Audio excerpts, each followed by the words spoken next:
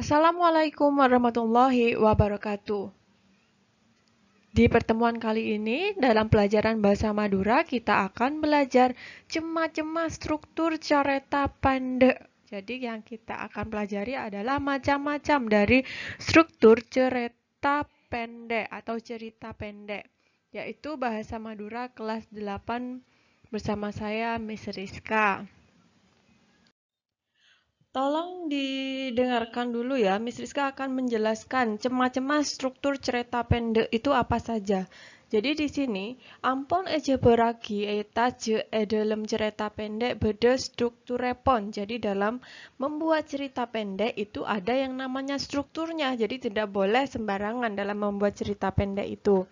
Apa saja struktur yang ada di cerita pendek?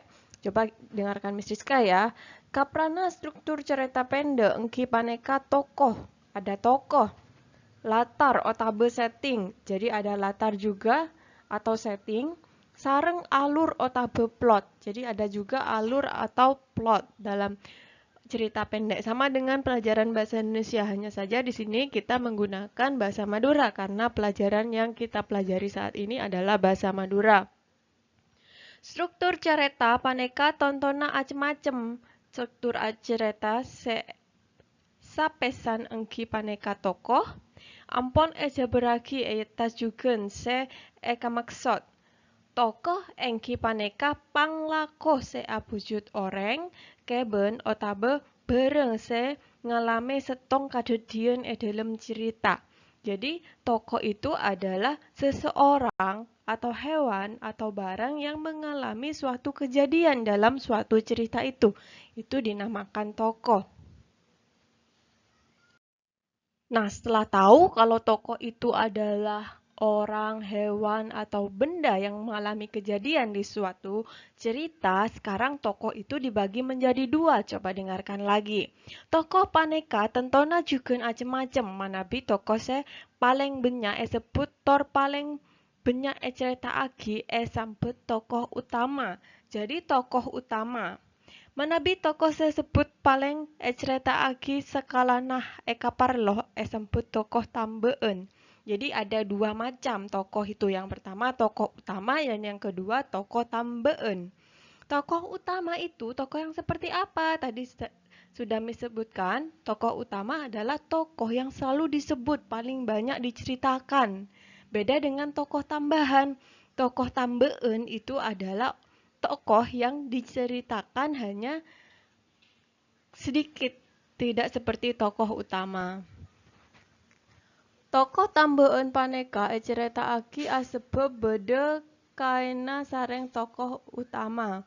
Saya tokoh utama juga tokoh tambeen tentona tapangki sareng perkara otabe kadedian dalam cerita. Perkara otabe kadedian se ekalako tokoh sebeda dalam cerita tentona libelian.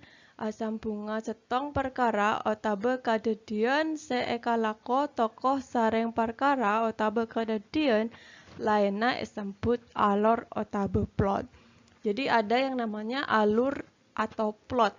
Itu adalah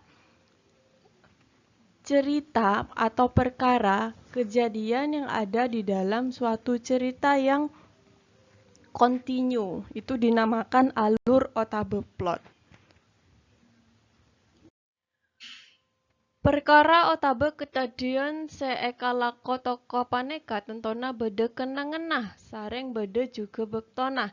Kenangan sareng bektona perkara otabe kedadian seekalako tokoh dalam cerita paneka sambut latar otabe setting. Jadi dalam suatu cerita itu pasti ada yang namanya waktu, ada yang namanya tempat, kenangan atau bektoh dalam bahasa Madura itu dinamakan latar tempat atau setting. Ada latar tempat, ada latar waktu. Jadi harus tahu itu. Jadi latar otabe setting paneka bede se abujud kenangan perkara otabe kadedian se ekalako tokoh. Bede juga se abujud bektona perkara otabe kadedian se ekalako tokoh.